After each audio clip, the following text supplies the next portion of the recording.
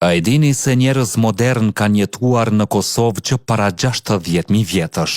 Po, në një vend të fshehtë në rajonin e Drenasit, një ekip arkeologësh nga Universiteti i Tubingenit dhe Instituti Arkeologjik i Kosovës zbuluan dëshmitë e para që ndryshojnë historinë, jo në një shpellë, por në natyrë të hapur. Janë gjetur artefakte të periudhës së Paleolitit të Mesëm, të datuara 50 deri në 60.000 vite më parë. Arkeologët gjerman dhe kosovar e quajnë këtë moment historik, sepse vendos Kosovën në të njëjtin rresht me vendet më të vjetra të banuara në Evropë. Ky zbulim tregon se Kosova ka qenë një vendbanim i hershëm njerëzor, jo vetëm një tokë tranziti. Kjo është hera e parë në histori që ka një provë të qartë për praninë e njeriu të hershëm në territorin e Kosovës.